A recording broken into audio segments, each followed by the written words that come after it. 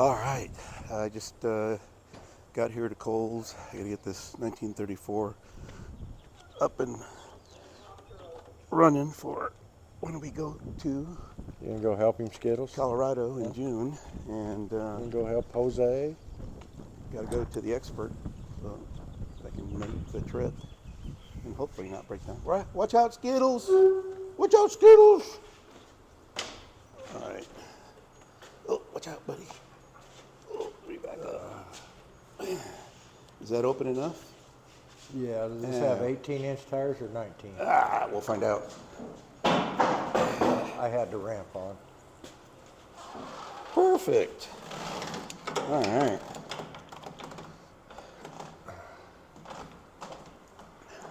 She's good. Oh, Skittles is gonna run out when I do the air hose. Skittles, come on up. He hates the air hose. Skittles don't run. Oh, here it goes. It's when I disconnect it and it goes.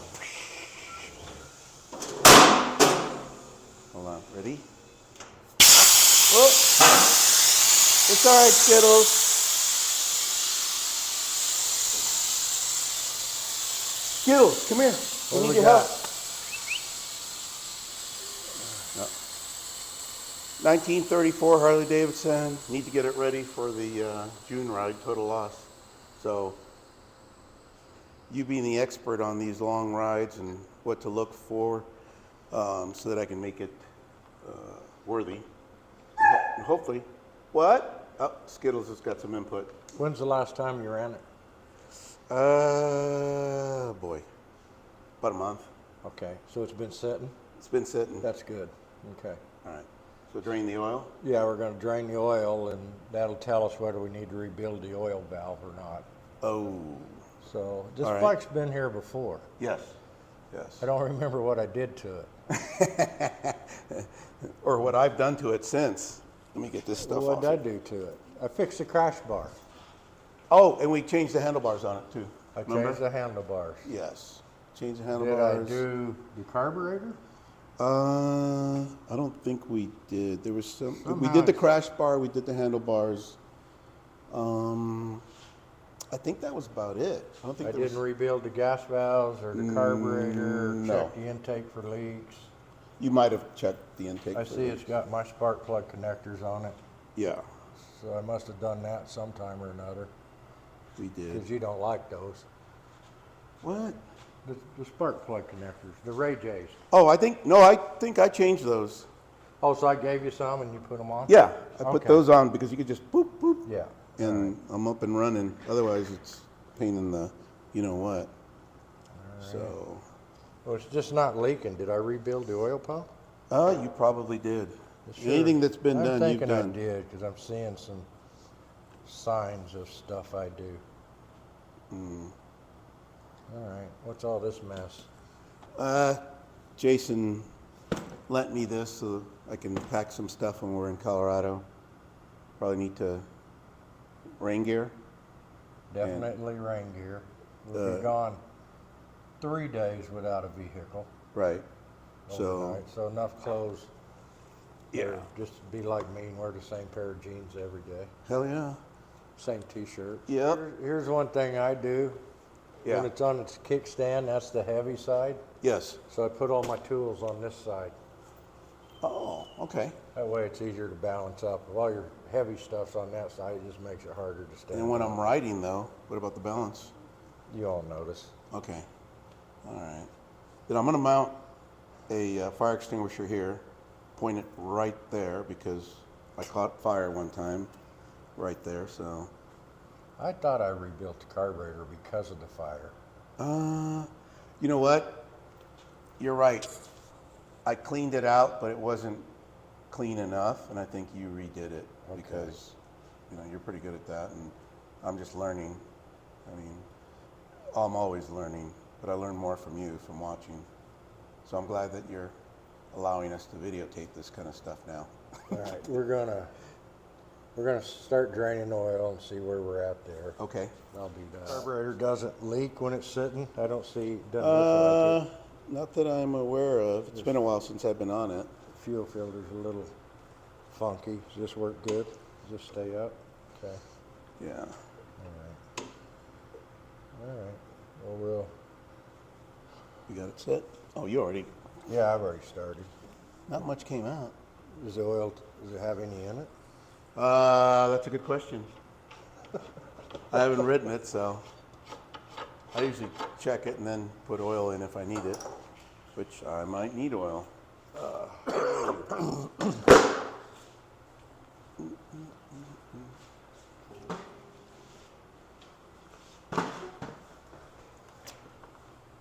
Make sure you have oil. It's empty. It's empty. All right, since it's empty, that's good. We're gonna finish emptying it. We're gonna clean this check valve Okay. anyway, because we don't know.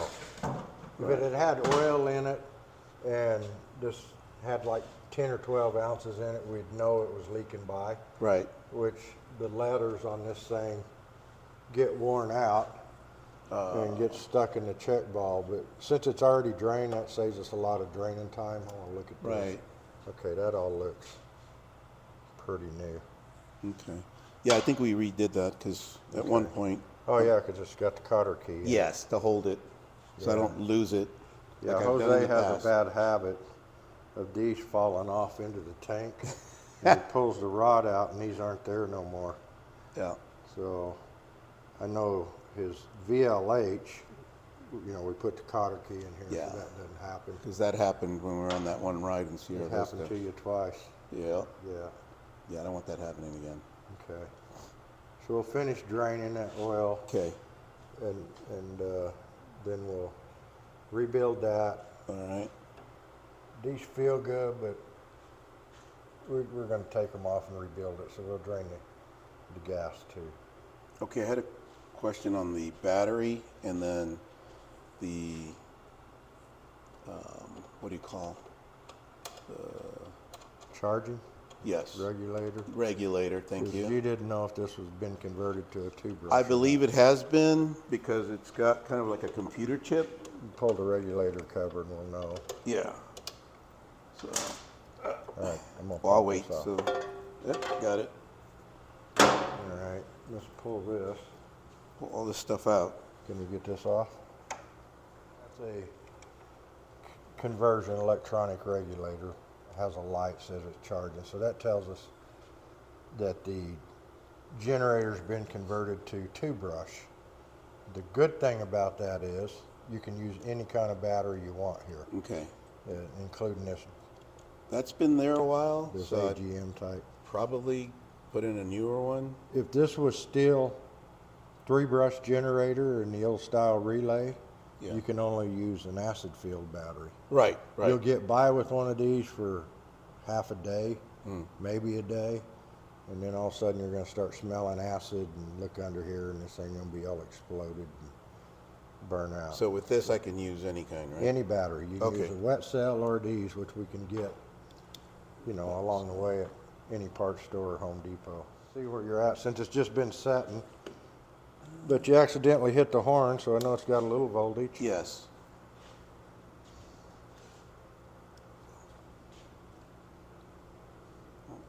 6.06, it's don't get no better than that. So, Okay, well, so I'm gonna have you, the way I like to drain the oil, yes. I'll get you my ice cream dish, loosen this line, it's 11/16, put a backup on there because this oil pump's been modified with a nipple. Okay, So hold it with a 5/8, take the 11/16, take it off, all right. have ice cream bucket there. Draining the oil into the Blue Bunny little bin thing. You eat a lot of Blue Bunny? You got a bunch of these things laying around. Everybody that has a VL needs to eat a lot of ice cream. So you got these dishes for draining oils and putting all the nuts and bolts in. Ooh. And just all kinds of stuff. All right. And we are not sponsored by Blue Bunny, so. But Cole loves it. And it's got a secondary use after it's Yeah, empty. but my belly says I need to lay off a little bit. So I've been cutting back. Shoot. 1 spoonful a night now There you go. instead of half the bucket. All right. So we gotta wait for this to drain? and Yeah, then- we're gonna let this, we're gonna hook up some lines to drain the gas tank so we can rebuild these valves. Okay, cool, all right. So now- we're gonna drain both gas tanks.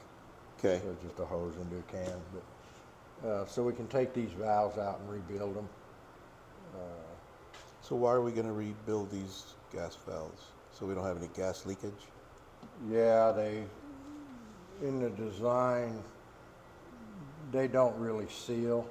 They leak to the atmosphere, and then they leak through. And then if your float's a little suspect, it'll leak by and leak all over the bike. So, and then they get stiff. Some of them are like, geez, I need a pair of pliers to move this thing. Like that one over there, this side's really stiff. We'll go through the process of cleaning those off and rebuilding them, but we got to drain the gas tanks because we got to take them all the way out here. Got it. These have been greased before because I see my blue thread sealer on this one anyway. Oh. So, but every couple of years I have to do it to my bikes. If So- I don't, then my storage area starts smelling like a gas station. Okay, that's the smell in my garage then. So since I found this easy turn, Yes. So we're gonna be at higher elevation, so we're gonna have issues up there?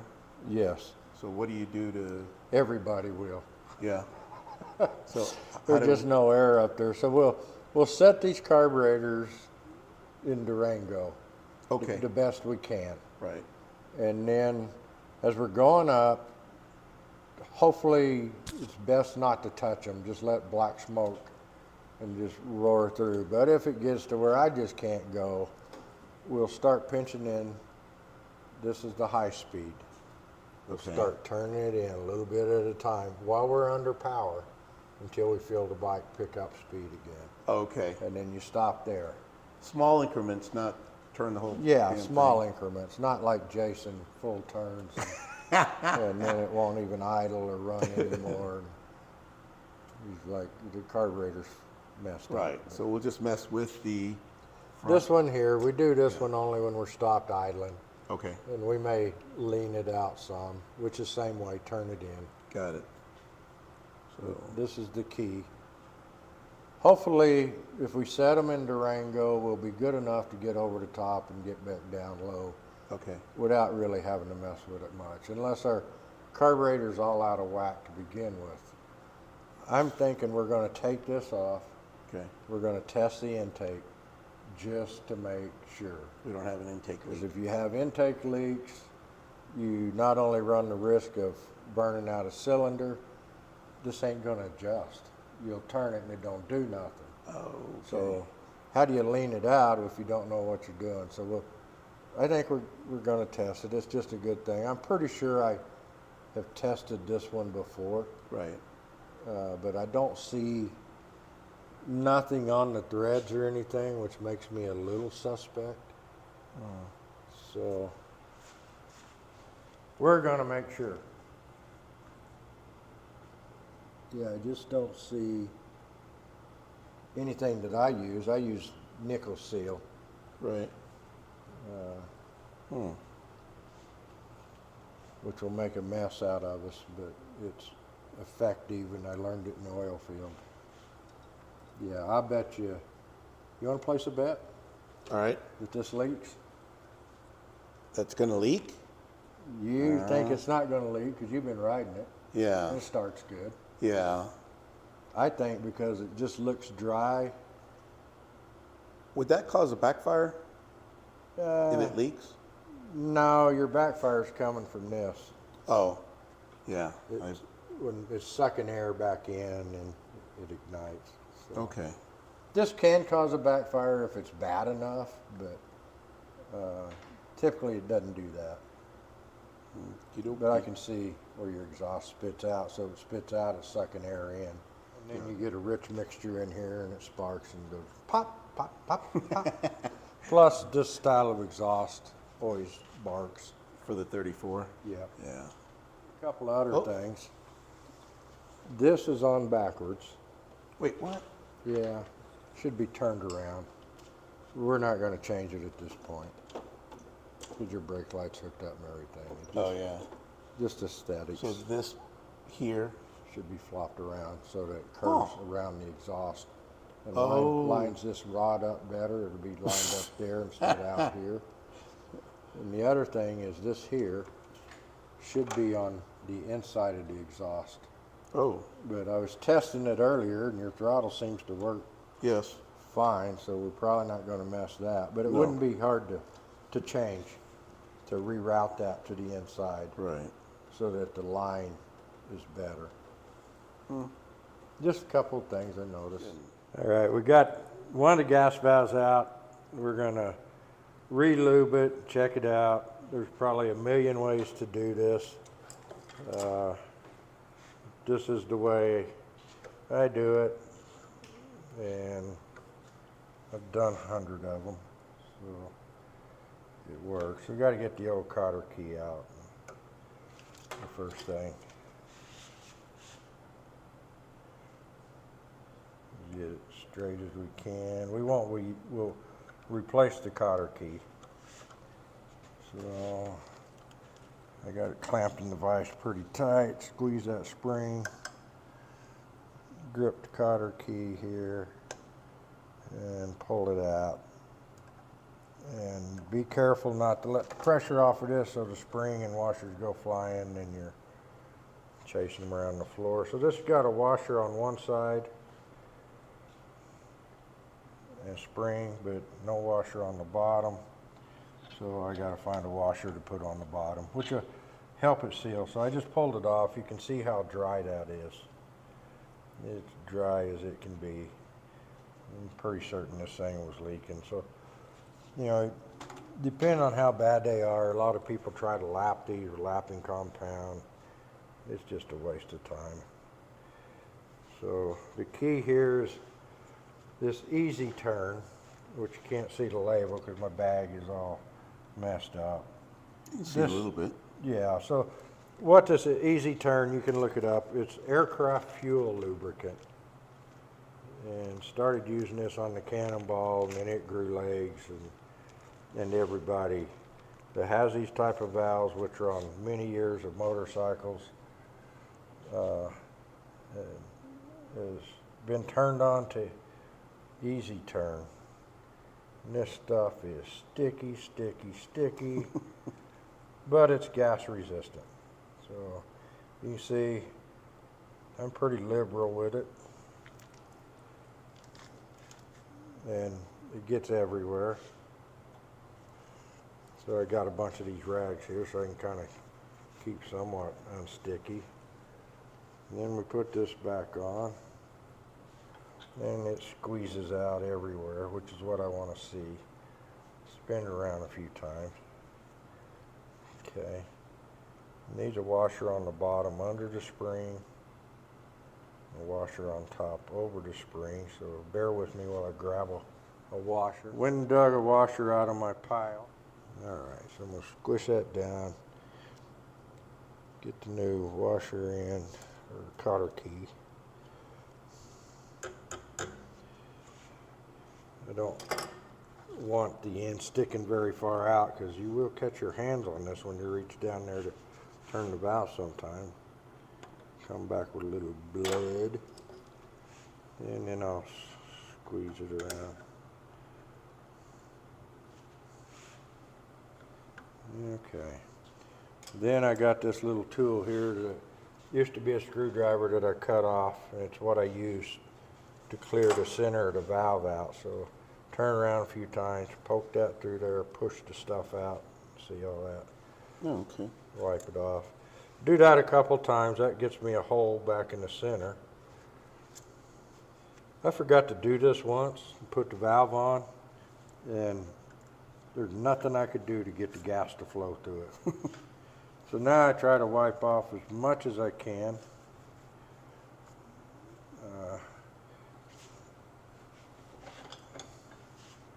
You can see how it squeezed out the areas where it otherwise would leak.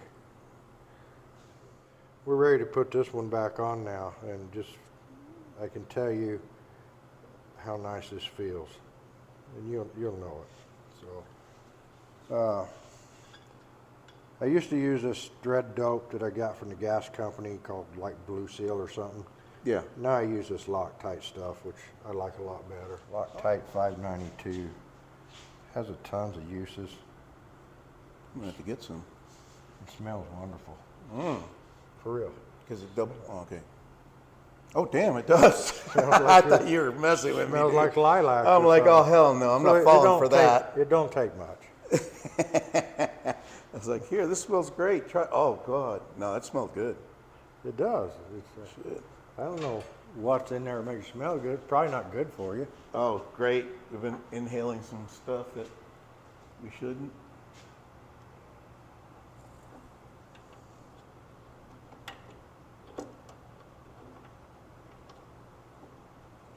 Well, this can be kind of hard to do with the tanks on. Right. It's like, all right, where do I stop tightening? And then you need one more turn, and it's hard to get. I've got this little bitty wrench, which helps a little bit. So that's pretty tight right there. It's a pretty good angle.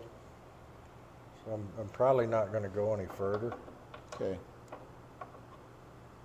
just because I will never get a whole nother full turn out of it. Got it. The worst thing in the world would be to strip it out. Let me just check it with this wrench just to make sure it's tight enough. Oh yeah, I like that. Perfect. So now we can put the gas lines back on, but we'll do the other valve. Okay. I got to thinking earlier, so I skipped over something pretty fast when we were draining Jose's oil. And I said, yeah, that's how to repair. That's pretty common, but I didn't talk about what's going on here. So the oil pumps that Harley had in this period are made out of pot metal. Okay. These threads will strip out very easy, like this one. And then Okay. once that happens, there's no way you can get this back on and to quit leaking. Colony makes this here, Okay. and the way you would use it, you would whack that off, drill it, and tap it to this 1/8" pipe thread there. The way I do it is I use this cut-off saw and cut it, get it as flat as I can. I take the pumps all apart because there's no way to keep the metal shavings and stuff out of the insides of these. And then when you go to tap it, there's different types of 1/8" pipe taps. 1/8" pipe threads is typically tapered for a tapered. These are not tapered. So if you tap it for a tapered thread and then you try to tighten this down as far as you can, it will likely split. So you got to make sure you're using the right pipe tap, which is a blind tap. So, and then you can put this in. I don't usually put thread sealant on there, haven't had to, but probably wouldn't hurt. Okay. The difference in this one and what Jose has, somebody took like a fitting off of an oil tank for a pan head or an oil pump for a pan head and did this, which works, but you got this big hex and that's how they tightened it down, and it sticks up a little higher, so you have to adjust your oil line. This one here is shorter. When you tighten it with the Allen wrench in there, it's down tighter. When you put this on, you put your oil cover on, you'll never know it. What are we doing now, Cole? We're going to take the carburetor off, we're going to check the float, and then we're going to test the intake, Test the intake. which to me is one of the most So our bet that we have is, I say it's not gonna leak. have a leak, and you're saying It's going to leak. it's gonna leak. All right. And Yes. one of the most important things you can do on a VL is make sure you have no intake leaks. Got it. Especially when you're gonna be up in that altitude. Just anywhere, period. Oh, okay. Because it can destroy your cylinders. Yes. one cylinder will run lean. It's always the front. Right. I got it on this end. Yeah, I gotta take out that half-inch nut holding it in there, so you don't, right here. Oh, yeah. So that's, I leave that to last, so that way I can get over on this side and hold it. So you needed 2 men to do it?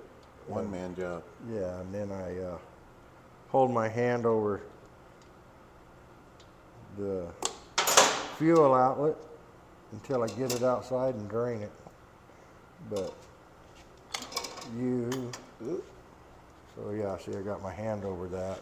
Got it. So it doesn't spill all over the garage. So it smells like gas. But this has probably been sitting. Right. So it might not, it was Oh, full. there it goes. I'm gonna hook up my intake tester, All right. which is homemade, Oh, nice. but it works well. Normally I'm always by myself, so I have to do it like this, and it works.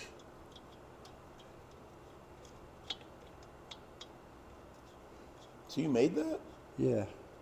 Dang.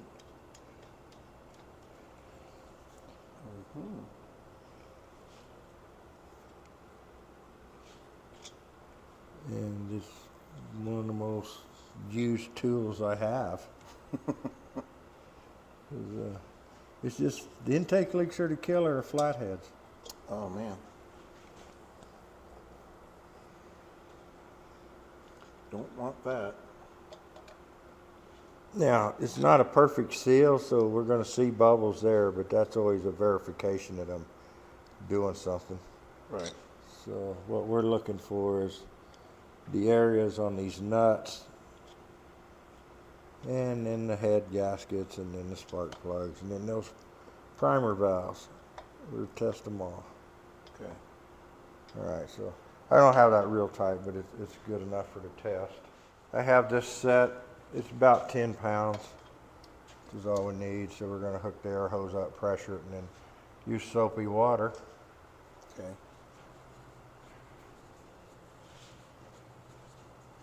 Is this something you put together, or? Yeah. Oh. All right, so we're fixing to find out. Jose doesn't think it's leaking because it starts good and it runs good. I think it might be leaking because it's dry. I hope I'm wrong. Because I do too. sometimes they're a mudda to fix. So this is Dawn dish soap and water. Okay. Right in the area of the intake nuts. And I'm going to lose my bet. Oh. You can see that I'm getting somewhere to see where I don't have that tight. See how the bubbles are In there. But as far as these nuts, it's probably petrified and welded on. Let me Nice. check the plug areas. Sometimes you'd be surprised. I check the head gaskets. One of Jose's bikes, I did this once, and the head gasket was leaking so bad it wouldn't bubble because it was spraying shit cleared out here. But you can see this plug's leaking just a little. Okay. Not enough to cause any harm, but Right. When- Just tighten it a little better. no, we're going to put copper coat on the threads, and Oh. after we check the plugs, put them back in. I also like to check these. Come around this side.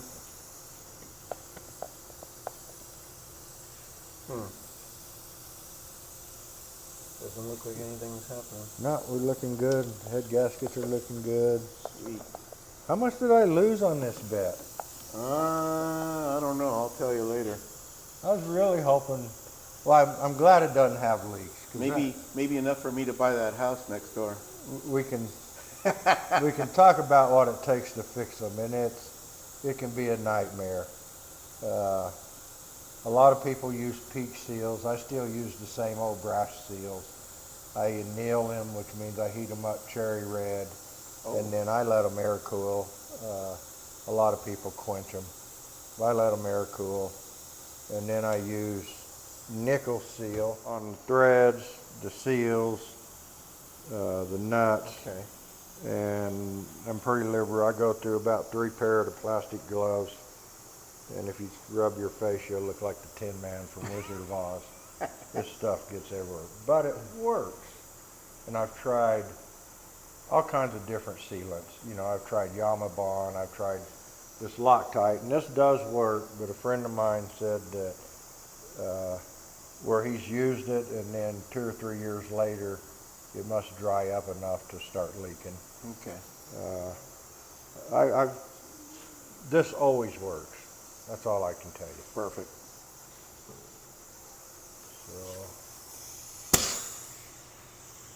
So I'm glad I lost that bet. Me too. Less work. But it would have been nice to show someone how to do it that may be fighting it. That'll be in a future video. Yeah. I'm fighting one on this bike. And this is for the loop? This is the bike I'm going to ride on the loop. And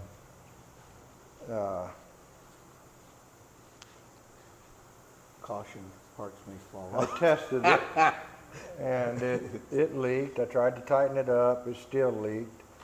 And where it was leaking was it was not coming out the collar on the seal. It was coming out on the threads between the cast metal and this piece here. And these threads are kind of screwed up. So I replaced it. Okay. Now, when I put them in, and I made this tool, which is an internal rigid pipe die that I've cut off and modified. It works really well for getting them. It's how I get them out. Originally, if you get a new nipple, it comes without this hole. Yeah. And you put it in, you drill a hole, and then you put this rivet in there, and then you set it from the inside. I don't know what the original tool looks like to set that rivet. I've tried making things. I've never had much success. And then a lot of bikes leak out the rivet like yours. Yours didn't leak, Right. thankfully. So what I do is I put sealant on here, put it in, and then I dummy a rivet. There's JB Weld filling that hole, and then a rivet's cut off and stuck in there. Okay. So it looks right, but it's a Yeah. lot easier to do than drilling that. The idea of that, so when you're turning your nut, this doesn't turn. Okay. But they are in there so tight, it's not an issue. Yep. And the sealant should be enough to hold it. So how long do you have to let it sit? I'm gonna let it sit 24 hours before I Right. test it again, because Okay. if it fails the next test, I gotta pull the cylinder off Oh boy. and More work to address do, it. huh? Yeah. Jack Jose's primary chain, and it's pretty loose. It's not loose to the point where it vibrates up and down and hits the Right. cover, but it's loose enough we need to adjust it. So I loosened the 4 bolts held in the transmission. I'm going to turn this adjuster here. All right, hold on, let me try to get underneath. There we go. Yeah. So Yep, I see them. okay. Then you got I've the loosened adjuster on the them, other side. and now I'm going to turn this adjuster. I'm going to turn it in, which is going to pull it back, and then All right. it doesn't take a lot sometimes so that's a half a turn, and we'll see what we do All right. here. If the primary's off, I usually watch it, so Right. that's about where we want it. You want to check that to where, no, with your finger there. Oh, I know. You felt it before, right? Oh yeah, Okay. that's way better. Yeah, so now, So, when I tighten the transmission down, Yes. it'll get even a tad tighter. okay. And that's right where we want it. Yeah, a measurement, just think in your head, 1/4 to 3/8 free play. Yeah. All right. You get to a 1/2 inch, you're okay, but you need to adjust it after that. When we did the cannonballs and we did the chase, Yeah. we was having to tighten our primary chains almost every night. Really? I was. Pat wasn't. Oh, I was because I don't have much vapor going through on my bike to oil the chain. Right. By the motor. Pat's motor was all worn out, so he did. right. And I didn't add enough chain lube. You know, I started at the end, Yeah. and I'll show you the chain lube that I like. And it made a world of difference. Huh. But, so once we've adjusted this, and now, if you feel it now, it's Oh, probably yeah. a little tighter. Yes, it is. So now your rear chain's way loose. Oh, yeah. Yeah. So now we have to adjust the rear chain, and that's probably going to tighten up his rear brake. When we move the wheel back, that's going to pull the brake rod, but I can tell that he needs it. So Oh, yeah. we ain't got much brake action going on there. So we may have to move it back, and we still may have to adjust this a little more. The first day on this trip we're going straight up. Okay. 10, 11,000 feet. I don't even remember how high it is. Maybe it's even 12,000. Oh, boy. And so we got to have the power to get up, which is going to be an issue. And then during that same day, we're going to start going back downhill, and we're going on the $1 Million Highway, and there's not exactly any guardrails over the side of it. So we'll have to take our time, Yes. use our motor to brake us, not get carried away, but we got to have some brakes, good brakes.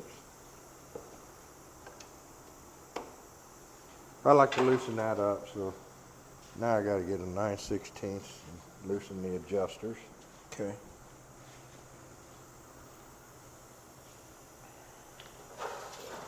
And what I like to do is assume that your wheel and chain's somewhat straight to begin with.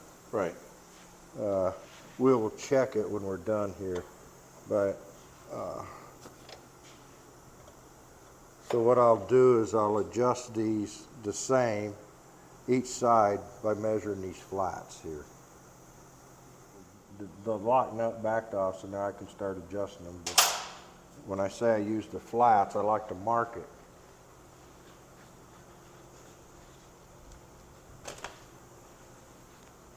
So I know where I'm at on each side. Okay. I see what you're doing. On the Cannonball, I actually painted these red. Oh, you did? Yeah, No. What was the significance of that? just easier to see when I'm Oh, gotcha. doing this process here. All right, so both flats right now, got to get a 7/16. We got one right here. Perfect. So I'm going to give them a half turn. So I'm going to put this mark down that way to start with. Okay, on each side. And I'm pretty sure I'm going to have to go further because the chain's really loose, but we'll just take our time here. All right, so that's a half turn each side. Got it. And that tightened it up pretty good. Yeah. So I'm thinking Way about better. a quarter turn more on each one will probably be good enough. So now we're there.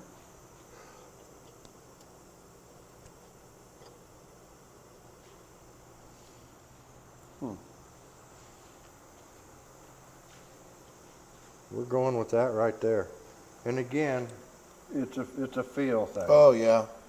You know, if I follow Jose and I see his chain whipping, I know it needs adjusted. But you don't want it too tight because he's going to have, when the bike dies and he has to push it, it's better Oh. to change a little looser. So now what I got to do is put these lock nuts back tight. And I'm going to hold this here while I do that. So now every night if Jose gives his chain about 1 flat or a quarter turn, that'd probably be all he has to do at night to keep his chain adjusted. Got it.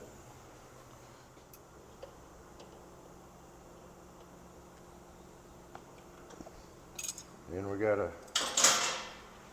tighten the brake nut back up.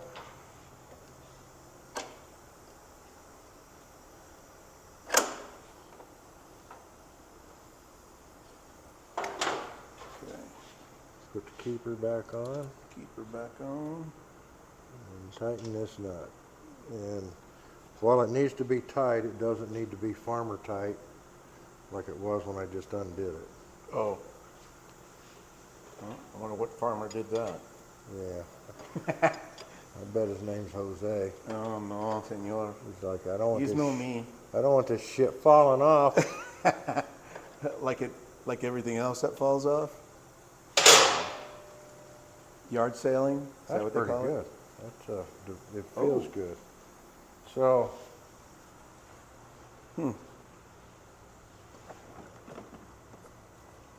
Someday I'm going to make a tool to measure these sprockets off of the front and get off the front wheel and get everything perfect. But for now, I just use this here and I measure from the inside to the center.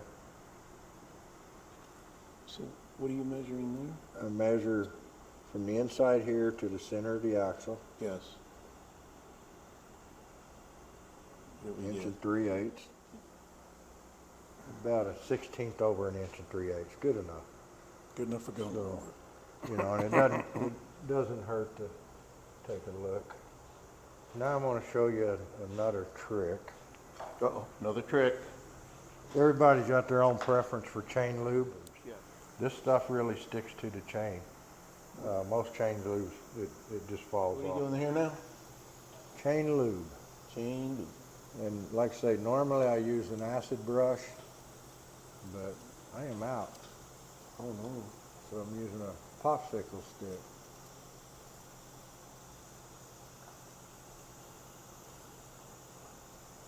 And I had Jose spin the wheel before we started, so he kind of has an idea what the friction feels like. And then after a couple of rounds with this and it gets worked in, he'll spin it. And we'll see if he thinks it's any freer.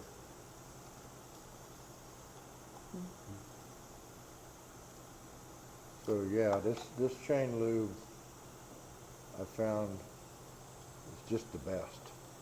Cool. So what oil do you run in your VLs?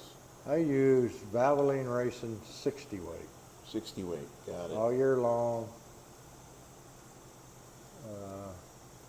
When you get caught out on the road, and it happens, I mean, for whatever reason, if you had to drain your oil a lot, and you don't want to carry a lot of oil. I've used 50 weight from the parts store. It don't matter. It's going to leak out faster or whatever, the VL. And in a pinch, I've used diesel 40, diesel 10W40. It's oil. Yep. As long as you got oil, right? Some people will disagree with that. It's got to be aircraft, $15 a quart oil that you're draining on the ground in a VL. So, whatever. All right. So I can tell this has been all the way around now. Cool. So we'll spin the wheel a few times and work it in.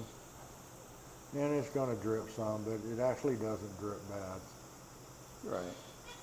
I wished all my VLs spun this easy, I can tell you that. Jose's bike was already drained of oil.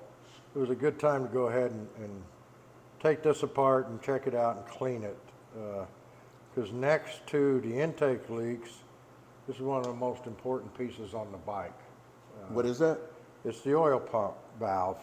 So when you do your hand pump, it sucks oil up in here and puts it into your motor. So we've got it off. We found a couple things. Had Jose take it off, but we kind of found a couple things in the process that we'll show you too. So 5/8 here. And I mean, these are so simple. The hardest part about this exercise is draining the oil. So inside of here is a spring and a ball bearing. All right, just like that. Let me turn my phone off. Oh, all right, we're back. All right, so I wanted to talk about this spring is conical, and by that I mean it's smaller on one end than it is this end. So when we put this back together, you got to make sure the conical, the smaller end, is seating on the ball. Okay. If you put it in backwards, it swallows the ball.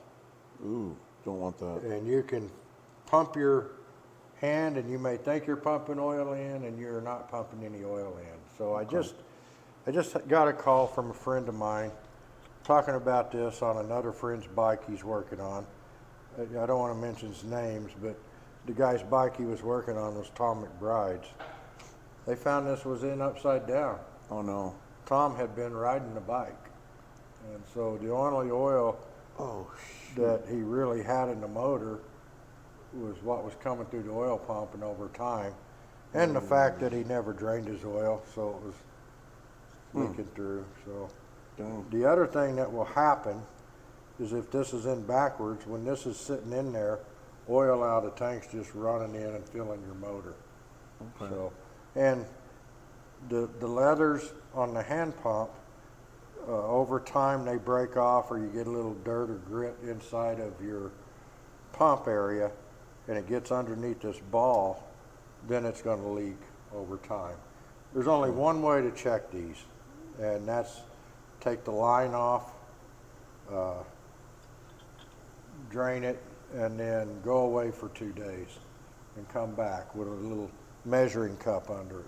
Ooh, And you may say, well, it's only a drop every now and then, but over 2 days, that's 2 or 3 ounces, and you only want 4 ounces in, so it adds up. So a lot of people think, well, I drained the oil 2 weeks ago when I rode it, or a month ago. It doesn't matter. You really need to check it. So I'm gonna clean up this goop that somebody put on all these threads. I'm gonna run this through the ultrasonic, and then I'm gonna put in a new 3/8 ball, and then we're gonna put the pump back together. All right, so run this through the ultrasonic cleaner, this and the parts, and air dried it, blew it dry. So I went and got a new 3/8 ball bearing. Goes in first. Spring goes in. Small end towards the bearing. Now I can see by the depth of that how far it's down. And I'm going to do something. I'm going to stretch it a little bit. You don't want to go too far, but it will definitely make a difference in your pump feel, and so you'll know you're pumping oil. So put this back in, and it doesn't need any thread dope or anything, as long as you don't strip it.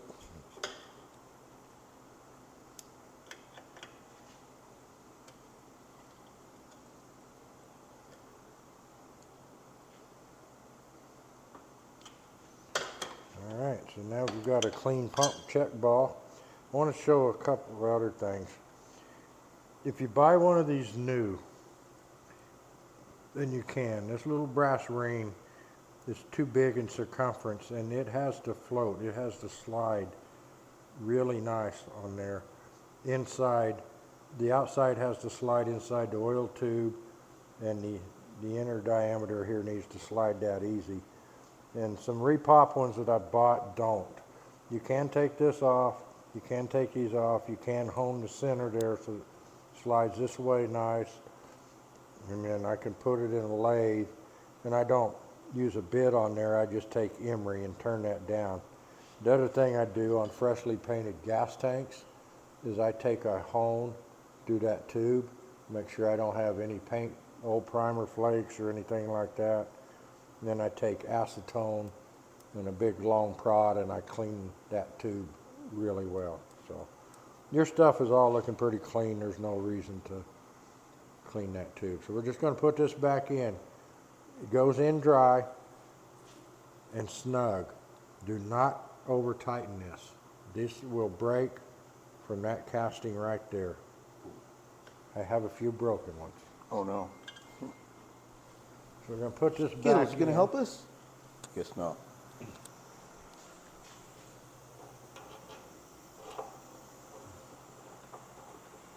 It's kind of long-winded.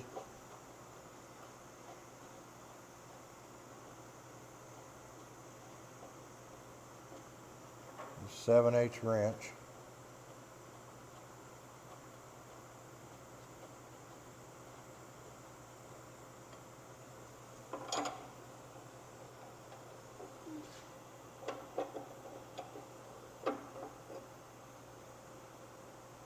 Snug about like that. Okay. Now, one thing that we noticed, I had Jose take this out, and he put the wrench on there, and he went like that, and I'm standing over here. I noticed his tank's moving around. I said, Jose, I think we probably better check your tank bolts. And he did, and every one of them's loose. And so, vibration over time on these things, we'll snug them all up, and then we'll That was loose. put a little more tightening on them to make sure. Yeah. All right, so now we'll, Well, better to find out now than later, huh? well, the problem is when you're riding and these Yeah. loosen up Yeah. and it starts vibrating, Yeah. it'll crack right in these corners here and start leaking. Oh, So so if you've got a crack right there, it's because you had loose. if your gas tank's leaking there, that's a good reason why. Oh boy. The other thing is these have two bolts underneath Yes. that go, and then there's a little washer between them.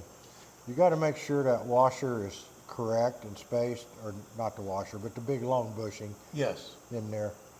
I hardly tighten these at all. The problem is people try to tighten them too much, and then they pop the solder loose on that elbow there. The bushing's made to prevent that from happening, Yes. but you know, the bushings are almost like hand fitted for each one, and every one is different. So on the cannonball, I don't even put those in. So, Really? but they're a pain in the ass to get in and out for one. And then if I have to take the gas tank off, but I make sure these are tight, and I just keep an eye, but I don't want to create gas leaks. So Got it. we got this back in. We can put this back together. And you want to make sure lined up best you can and be able to put it on with your fingers. If you can't, you need to figure out how to relieve the stress, because the stress will crack shit out of your tanks too. Right. 11/16. Now, once again, don't over tighten. No. If you got good lines and you got good nipples, it doesn't need to be that tight. I tighten these more than I will these tank bolts, Right. because you're almost kind of creating a seat when you tighten it. I had Jose loosen this one to get the line off. So. All right, so we'd taken the carburetor off to do a intake leak test. And since we're this far, I just wanted to check this float. I wanted to kind of check the level, which that's pretty good there. I wanted to just make sure it wasn't full of green gas. I want to take a look at a few things. The bike was running really well, so there's no reason to suspect anything. I don't see nothing here that causes me any grief. I just mainly wanted to check this one. The last bike Jose had in here was seeping constantly, and it had a brass float in it. So I put a good one like this in there. So we're good there. We're going to take this filter apart, clean it. When you put these on, the fuel filter area goes on the choke side, and if you go that far, what happens is this float hangs up on that area, the backside, the corner of that float. Yes. So ideally, you want it about in there. However, the next problem is when we go to put this on, we got to have clearance for this fuel filter, so we have to do a little adjusting. Got it. So I don't really, I'll snug this, but I don't really tighten it until I have it back on the bike and know where the best place for the fuel filter is going to land. So I just do that initially and about in that area. So I'm going to take this fuel filter off. We're going to clean it. I thought Skittles was supposed to help us with this. He's helping. Hey, supervisor. All right. How we doing? Good? Good. All right, so theoretically, this really only needs to be hand tight with the new gaskets, but this one's really tight. So Wonder who tightened that. whoever cleaned the fuel filter last. Wasn't terrible. Yeah. So what are we looking for? Oh, There's this I filter. I think and I we're know what looking we're. for shit like that. Yeah. So this will, let me get a little screwdriver to pop this out of here and get the old guy. Ooh. Yeah, we'll throw this in the ultrasonic. After I get this apart, then we'll throw Yeah. this in the ultrasonic and put new gaskets in it and have it all clean to go. Oh man. Yeah, so there's a gasket on top and then there's one on the bottom. The one on the bottom looks, we're gonna use it. Man. Things like this filter and these gaskets, it's almost like every bike you need them, so I buy this shit by the barrel. Filters, gaskets. And I drop them. Then there's some extras on the floor and stuff, so. Yeah, I see. Whoop. But it's just every bike that comes in here takes the same stuff, so that's the same stuff all over that wall. All right, if I can get this gasket out without ruining it, but I'm not gonna chance it. Nope. Because with all that little fine shit that we saw in that screen. Oh yeah. I saw I that. wanna get it out, so I'm gonna put this stuff in the ultrasonic for 7 or 8 minutes. Okay. And we'll come back. Yeah, or unless you wanna see the ultrasonic. All right. Let's check it out. What the hell? You mentioned it a few times. We got to check it out. Just pop it in there. Yeah, so, and I use this to clean my hands too. Yeah. So a lot of people say, well, what do you use in there? I said, I've tried everything. I've tried the hottest chemicals. I've tried all the shit off the internet, the mean green, all that. Nothing works better than this. This and water and frequent cleaning. And Okay. it's good on aluminum if you don't leave it in there overnight, which I've done once, and it will tarnish it. But that's what I use. And temperature-wise, it's set at 50 degrees centigrade. It's sitting there at 48 now. You got to go to a certain, which is about 120, 130. So I have it set so that I can do this without scalding myself. Got it. But yet high enough, it'll help melt the oil. Got it. This Dawn dish soap will not work cold. It's got to be warm. Perfect. But it cleaned all them ducts on the Exxon Valdez. It'll clean our parts. All right. Skittles, were you worried about us? Everybody asks, what do you use in your ultrasonic? What do you use in your And everybody's got their favorite recipe. Even Skittles, huh? What? You did me on this? Good, Skittles. Thank you.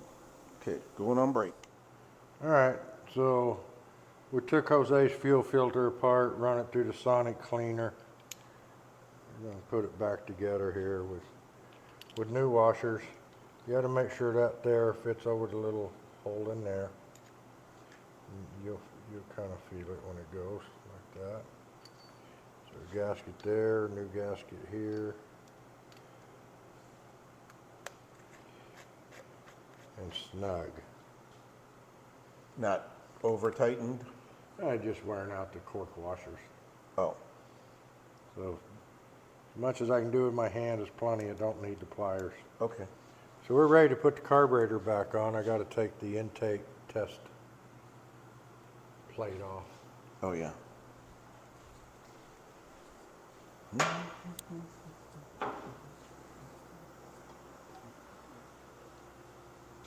I'm gonna have you catch it over there. All right. I got it.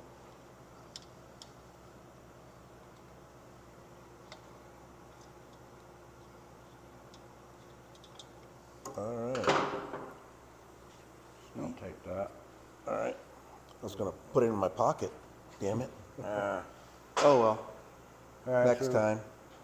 we're gonna put this back on. The gasket looks really good.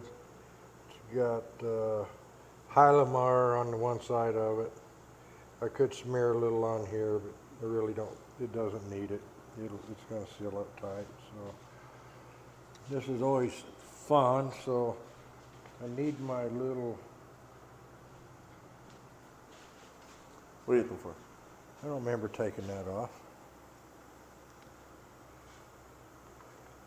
The little bracket that goes on here that sits on here. Oh, yeah. Oh, it fell off because it didn't have a nut on the bottom. I remember hearing it fly and hit the floor somewhere now Okay. when we took it off, and I think I picked it up. We'll probably edit this part. So it looks like this, but this one's mine because it's all rusty and beat up and customized. I think. Oh, you know where it might be? Remember Oh, we yeah. went outside? Retrace our steps. Oh. That's Oh, my this car- is my carburetor. Oh, jeez. So mine's got a good float in it. Now we got and a clean filter. I know. Now we got to do Jose's. I was thinking mine was pretty dirty. Too many VLs. Oh, jeez. All right, we're starting over. No, we're not. We just showed you what to look for. We'll put We'll this. use this clean filter, and then I'll take this one off. Oh, jeez. Put it on my bike over there. All right, we're signing off for right now. Mystery solved. No, I can't use the filter. I'm going to show you why. You still on? Yes. You still running? Yeah, we I can. was edit. just going to use Jose's filter, but now that I look at it, I can't. So what's going on here is Jose's fuel filter is not VL. Oh no. What? Jose's fuel filter is panhead with that fitting, Oh shoot. knucklehead. So, Oh. uh, So that I have the incorrect. so that means the end of this line here is made for this style, and it works somehow. So I got to clean your filter and reuse yours and Okay. put this back on mine. So that's a panhead. Well, it's It's not a VL. not VL. We know that. Somebody made that taper on there. And since it's all matched up, I want to keep using it. Okay. It's working. So. I should switch carburetors though. Wait a minute. Look at that nice nickel. Holy moly. M21, correct for like 32 through 34. Nice nickel. I've never seen one that nice. Oh. Well, thank you. But now we got to check Jose's filter. Oh boy. Hopefully it's not as dirty as yours was. Well, we got to check your float ball. Oh yeah, that's true.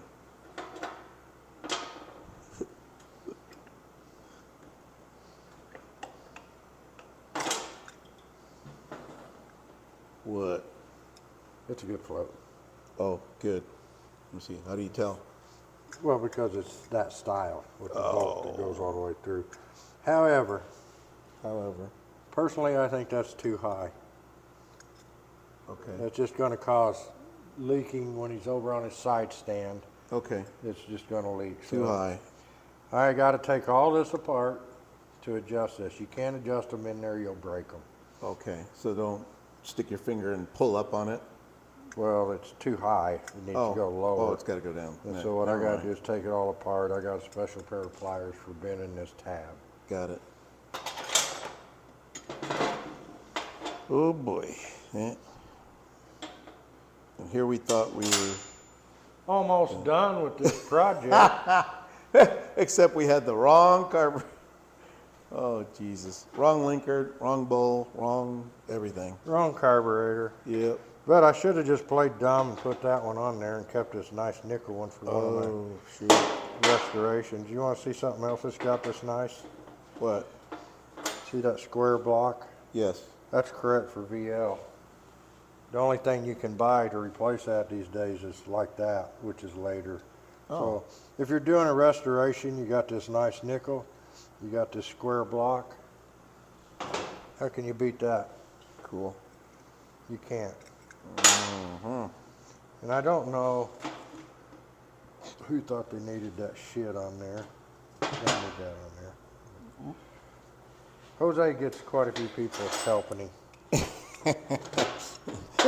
How do we know it wasn't me? Jesus. Oh, Whoa! no! Broke it! Oh no. I didn't break it. I know. You got that good screwdriver I gave you earlier? Yes. Not the pry bar. There it is. Oh, I'm glad we took this apart. I can see already. What? What'd you see? I want to show you. Oh boy. You saw something. At least it looks like.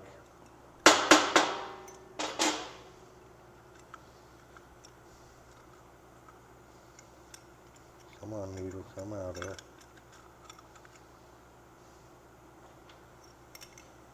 Oh, no, it's good. Oh. When I looked in there, I thought that was dark, and it would. Oh, one of the plastic a ones? neoprene tip. Ah. Throw away. Yeah. So. Yeah. All right, so I know I need to bend this a little. Somebody done good and put a little super glue. I think I put this float. Oh, so it was you. I did this. I didn't do that shit. Okay. That's your story and you're sticking to it? Yeah, my guess is because the float level was so high, which would have been me, it was leaking. Somebody seen gas all around down there. Yes. And so they put shit on there trying to seal that up. Okay. I mean, this is stuck on there. We'll get that off, put a Then new it's one probably me on. Put a new crush washer on there. trying to do stuff. Hey, whatever works back to keep going. Yeah. Keep going. That's the key.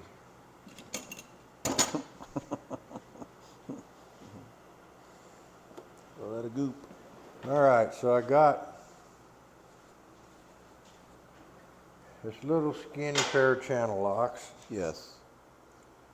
and I said it works great for holding this together without breaking shit. If you get them too wide, then you're pinching on this, whatever that material is. So I hold them like this, and I got to bend that down just a little. And sometimes I've had these together and apart up to 10 times before I felt good about it. Right. Like I say, there's no other way to do it than taking it apart. Got that floating in there. Just finger tight this for a bit. Get this lined up.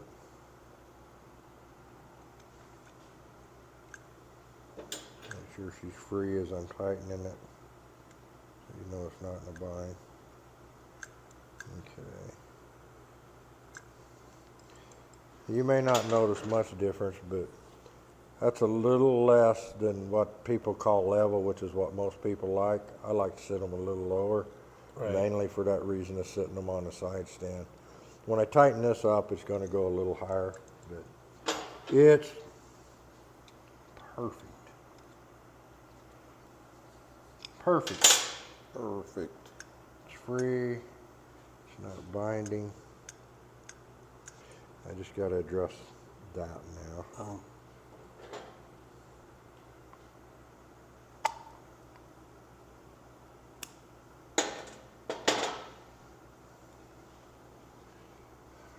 Under the choke. Oh, I got to put it.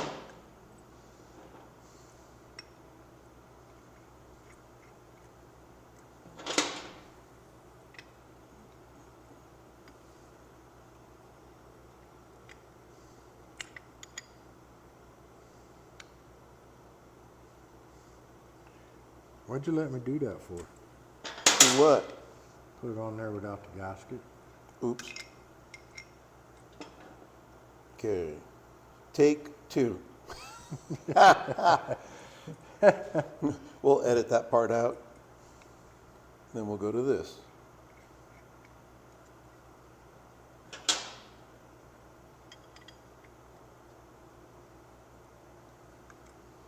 All right. I'm going to find a new crush washer. Okay. Oh, we're about right in there. New crush washer.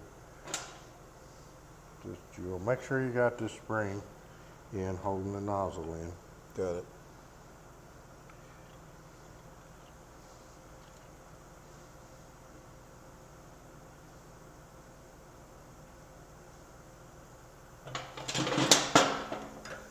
We're just going to snug that a little bit. Get it on, get everything on position. Got it.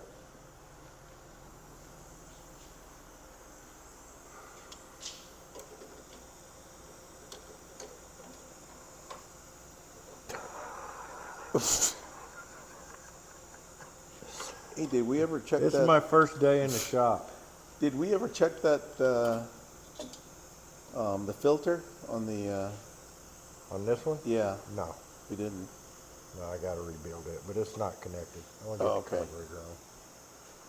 We'll do that later. Later. Later. Next. Next. Next in progression. Yes. All right. So you got to have long arms, so Jose's screwed on this deal. Yep. Good thing I'm here to help. How many times have you done this? I don't know. I was trying to think of that the other day. I was going through some old records and stuff. Yeah. How many VLs have I actually worked on through this shop? And my initial thought, oh, I don't know, 20 or 30. I was up to like 60 and nothing flat. It was crazy. 60? 60. That you could think of. And that's not all of them. You know, unfortunately, 20 are mine. So the other 40 were somebody else's. Yeah, the other 40 was non-paying friends. Oh no. You got friends like that? All of them. Jeez. I don't charge nothing. Alright. I love this shit. Well, we appreciate you. Sure the heck have learned quite a bit. Still learning. Well, the bad part is I help you do all this work and you break down on this run we're doing, then I feel like shit. No. So Don't even. Shit happens. So now I got to stab this throttle rod. I got that on through there. Jose had the screw on that side. I like them on this side. oh. And then Jose's got a spring return thing on all his bikes. Yes. I don't argue with him. I just put them back on. Well. So get this rod back in there before I tighten it down. Make sure that's shut all the way. Make sure the throttle's shut all the way. Then what I like to do is I put my finger right there so I can feel it move. And I give it a throttle until it just moves, maybe, just feel it move, 1/16 of an inch, whatever. Right. And then I tighten it down. If I could see, Well. I got it. Okay. I got it. And then while I'm holding that down,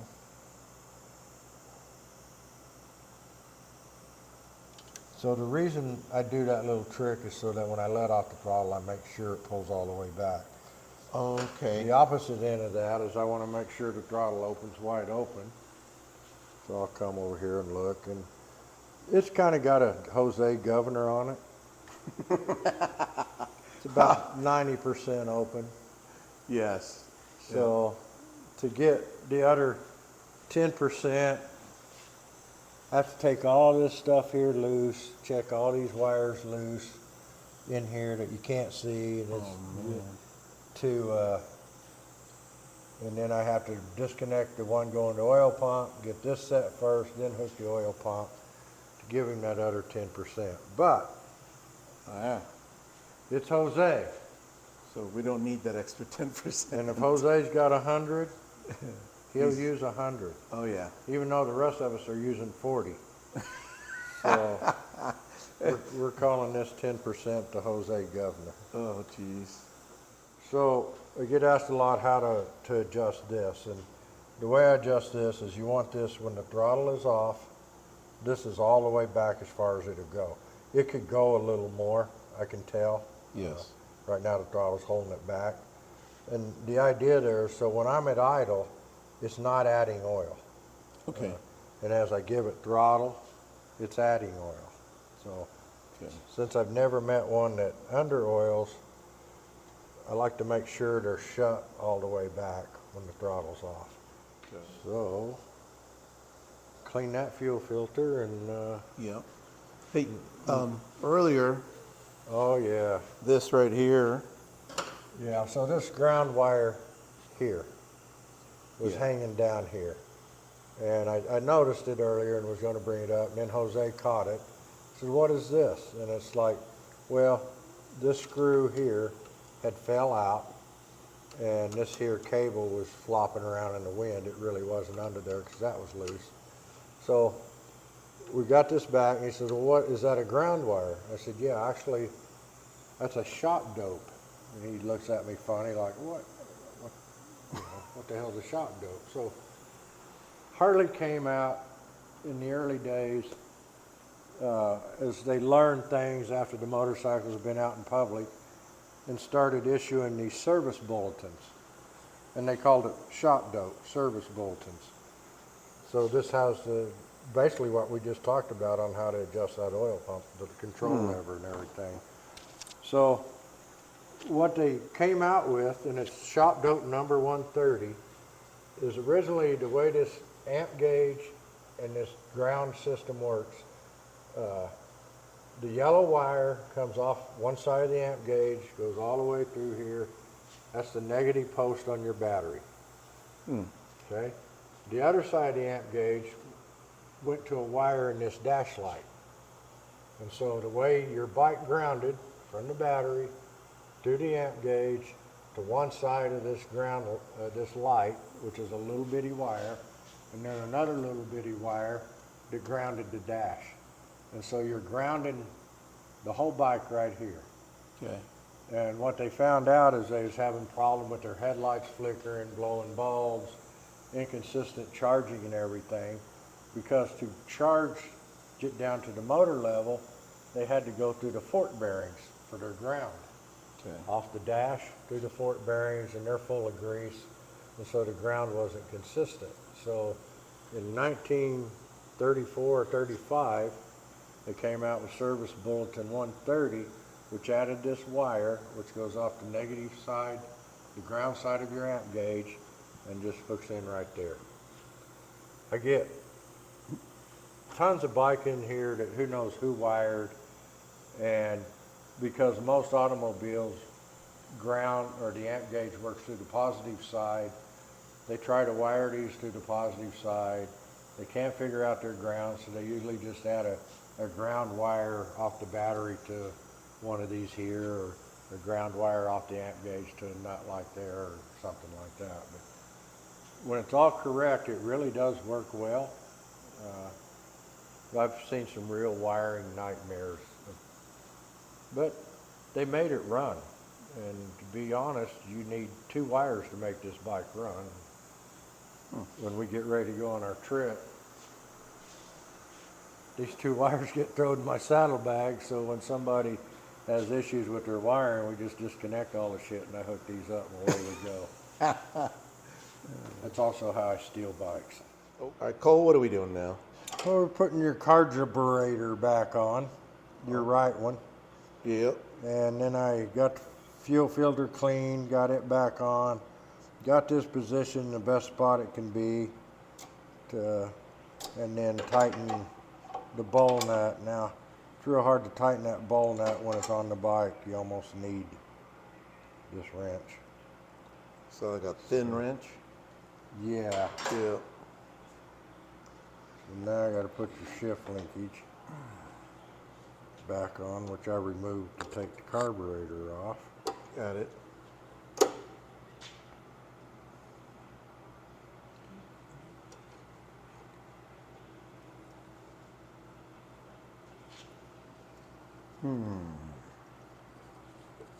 Then, what are we going to do next?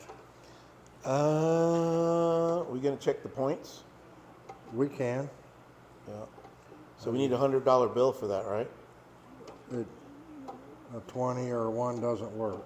Okay, then. It's got to be 100. All right.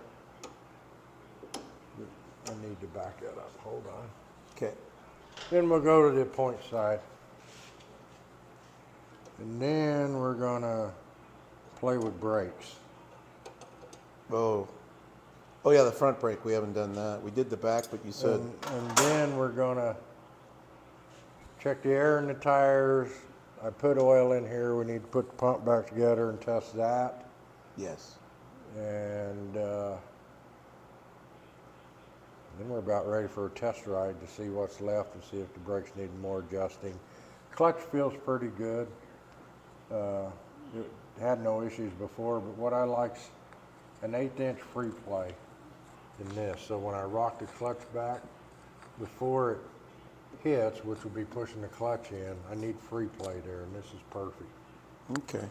I know you like yours to stay locked back, so we Yes. check that. Yep. Don't want no suicide clutch. Yeah, so we can go look at the points here. So I'm going to roll the motor over until this lobe is opening the points.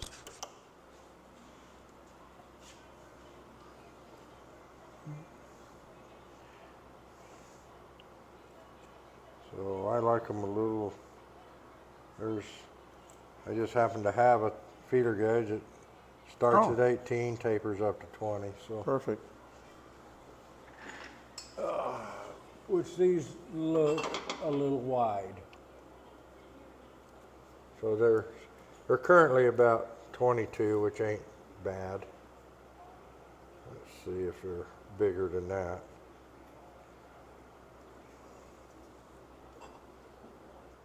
They're about 22. Okay. We're probably going to leave that alone. So everything looks good in here. I don't know what kind of condenser that is. I always like to look at this little wire here and make sure it's not grounding out on there or anything. I want things level. So look at them. These are pitted pretty bad.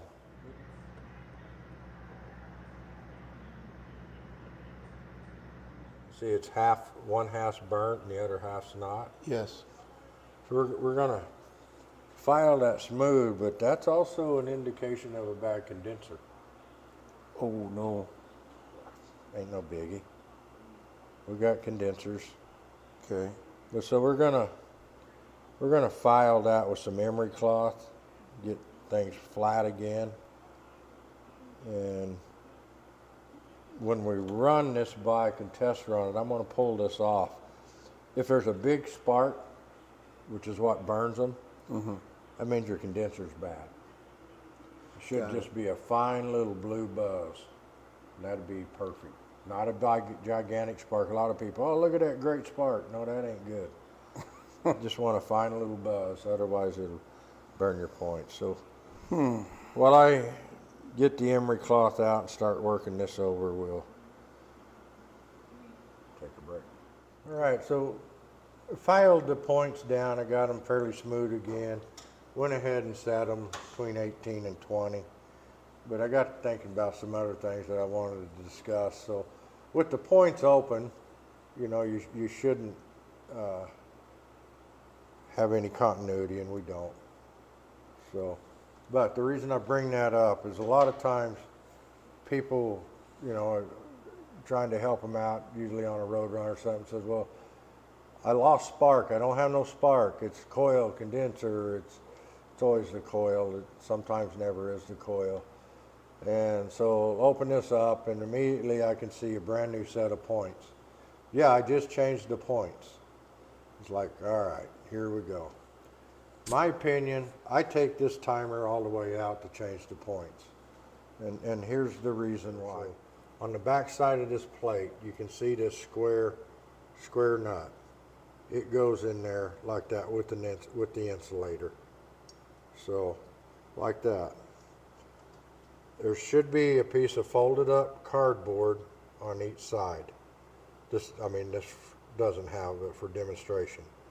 So when this is in there, and you start tightening up this barrel nut or a nut, what happens is you turn this. And when you turn it, see how close the corners get to the side? Okay, yes, I see it. Yeah, so if your cardboard is missing, damaged, not there, it actually touches right there, then the spark is going to jump. Okay. And so people change their points, they tighten this up, not realizing they're turning this back here, there. They may not think they didn't, but it doesn't take much, and it turns and grounds out, or if you've got something else weak going on, it's going to jump here instead of sparking. So the reason I say, well, we got to take this out is when I change the points, I put something on the back here to keep that from turning while I tighten this barrel nut down on the points. Got it. So we were talking about the way the points were burnt, and I said, well, that can be signs of a bad condenser. It also can be signs of a too wide of a spark gap. Yes. Or something else with the wires or something like that. So it starts jumping like that. We're going to fire it up. We'll take this off. We don't want to see a big blue spark. What we want to see is a fine blue buzz. Got it. And then I have a test condenser. The bike will start with a bad condenser. Where it acts up is it doesn't rev up. It'll pop and fart and sputter trying to rev it up. And so I have a test one, and a lot of times, even with the bike idling, I'll put the test one on the coil directly, and you'll hear the engine noise change, and that says the condenser's bad. If the engine noise doesn't really change, then the condenser's probably all right. So the final thing we have to do here is, after I've filed them with some emery, we set the point gap. I'm going to go ahead and close the points back up there. And I want to make sure that, you know, now I'm grounded out the points. And we have. So you think, well, why? I mean, the points are closed. Sometimes if the points are bad or dirty, that connection's not enough to ground them. And if you don't ground them, you're not going to get a spark. Got it. So I don't know what kind of contaminants get on them.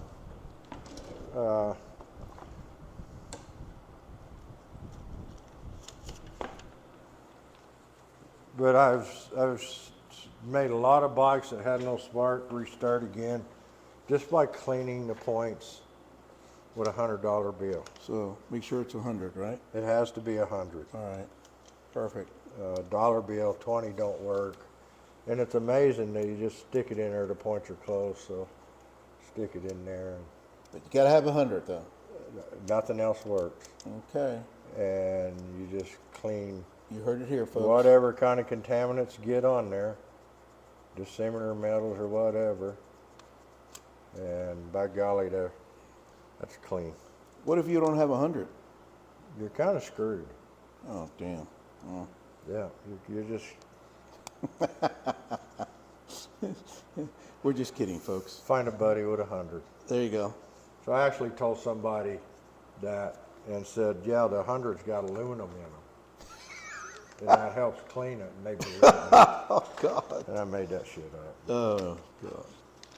So we're gonna put things back together. We're gonna check the oil pump next. So I put a quart of oil in. Yes. We clean the valve. We'll make sure this doesn't have no crap on it like that. I feather them out just a little. Both sides. So if this side is all bad, it's not going to push oil in the motor. If this side's all bad, when you pull it up, guess what? You get all that oil on top of the tank. We've all seen it. Yes.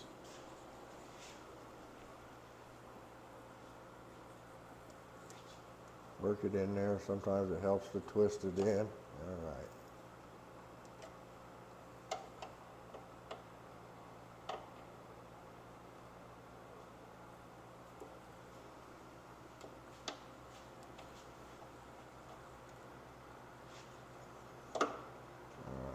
Pull up first time pretty slow, let it sit a minute, which is drawing oil past that brass plunger. Okay. Whoops. It didn't get hard till here, which tells me the tube wasn't full. So this time when I pull it back, I'm going to spin it as I pull it back. That just Spin it? Why? it's just seating the letters against the tube. Okay.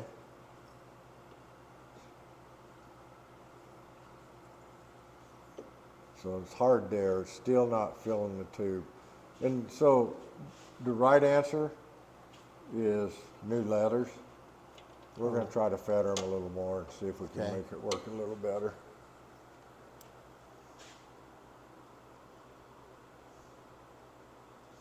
Little dry spots in there.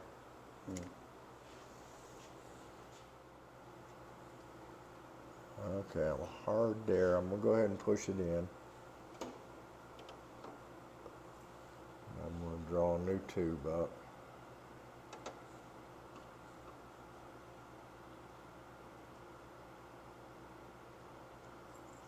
Now we're hard there, so we'll be good to go. Okay. Some of the first problems probably had a little error in this P-trap. Yes. So this does a couple of things. It works just like a kitchen sink. It's a P-trap. You get, when you pump oil, some stays in there. So when your engine's running, it's forcing the, the vapor out the breather tube, which ends up here. Without this P-trap, you'd be pushing it back into your tank. But that oil level is enough to hold the pressure back and make it go where it needs to go. So that's two pumps. So what I'm going to do now is I'm going to drain what we just put in there. Okay.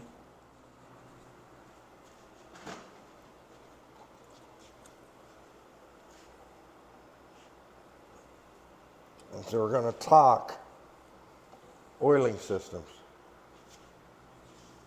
All right. which is the bane of every total loss motor and VL and JD. So ideally, there's different people will tell you different thing.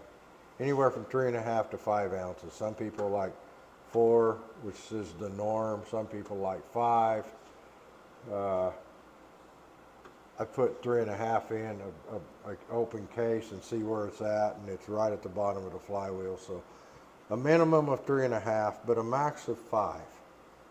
And so the only way you can tell by pumping is once this is drained, all dry, we're going to do one pump and then see how much we get. So Oh, okay. most of the time, one pump is anywhere, some pumps, they're all different, 3/4 of an ounce to 1.25 ounces. So if we want 4 ounces in, once we know how much each pump does, then we'll know where we need to pump it. 3 times, 4 times, 3.5, 4.5, whatever. After we ride the bike, couple hundred miles, if you was to drain this, in a perfect world, you drain out exactly what you knew you put in because you've measured all this, and it's like 4 pumps, 1 ounce a pump, 4 ounces. I should get 4 ounces back. Typically, you'll get more. If you get 5, I think that's probably close enough. If you get 3, it's like, whoa, I've never seen that. They always over oil. But the problem is if you get 6 or 7. You get over 5 ounces in this motor, you will start to feel the power loss from the flywheels dragging the oil. You would think that it ain't no way, but it does. And when you're talking 38 horsepower and you lose, 5 horsepower from oil drag, you're losing 10%. You can feel it dogging, especially if you get 7, 8, 9 ounces in. The other deal is, so I always say, once you get over 5, you'll feel a horsepower loss from flywheel drag. Once you get over 6 or 7, it's going to find a way out. And typically where it finds its way out, it's going to go out the breather, fill your primary cover up. Gets high enough, it's going to come out the generator. So the generator's it gets up high enough, it starts feeding through the generator, and the other end of this generator is not a perfect seal. And you've always got a mess under there. And then you will also, these aren't perfect seals either. You'll start seeing oil accumulate in these areas. So what if I'm over oiling? Well, the first thing you need to do is check your pump valve, like we cleaned it and everything, because if that's always feeding, when your motor's running and you got a leak through there, the vacuum's pulling oil in through there. Some other things you can check, you've got a few adjustments on this oil pump. You've got this adjustment here and you'll see less or more. You can adjust that. You need to make sure the lever's not feeding oil over here at an idle. And then you've got this little screw here, which is really just a chain oiler. So all that does is adds a spit of oil straight into the breather cavity, out there and into the primary. But it's still filling the primary. So you're like, well, every time I ride it, I put it on the kickstand, it's leaking oil out the primary everywhere. It all adds up. And then you go to push your bike and you leave a stream of oil. It's the same thing. So takes some time to work out the bugs, but you can get it to where you can ride 200 miles, 4 ounces in, 4 out. It just takes some time and making sure all these other things aren't an issue. Yep. So as we talked about, we've drained all the oil out. We're going to test how much this pump puts out. So I've got a clean cup, and I do a lot of painting, so I got a lot of these painting cups, but you can steal the mixing cup out of the kitchen. So this is measuring ounces. So we're going to give it 1 full pump.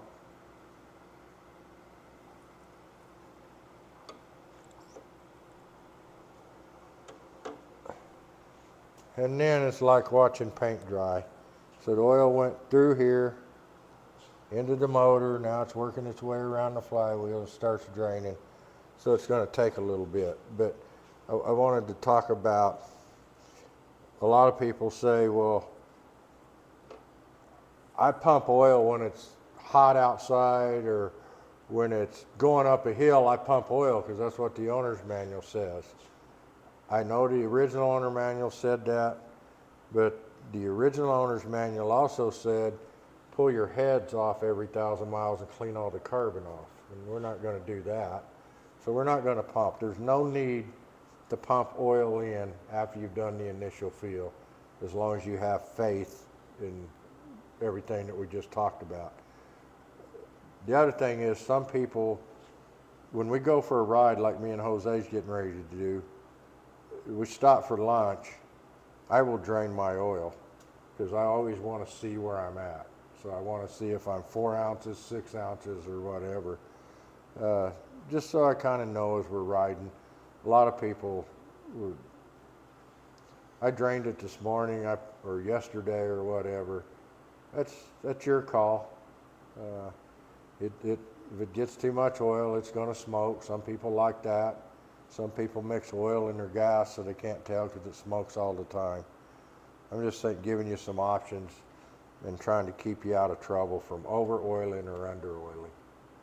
But this test we're doing here is important because I know people have pumped this thinking they were pumping oil and they weren't getting nothing.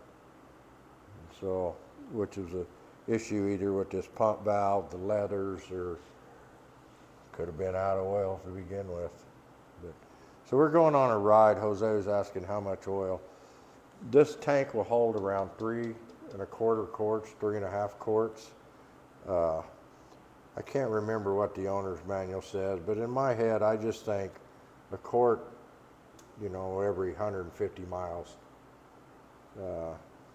But then if you add in draining at lunch, so it could be using a little more or whatever. But as long as you've got,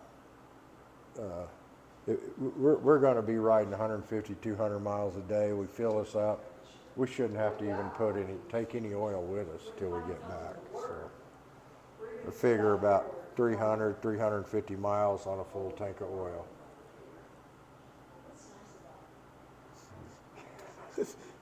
We just had some tourists walk through the shop. It happens. Yeah. It's tough. It's a tough life. So we're still draining, and we're about a ½ ounce is all. And it's still draining, so it could take a little bit. We'll shut the phone off. When it finishes draining, we'll turn it back on. All right. So where we left off was we tested one big full push of the oil pump.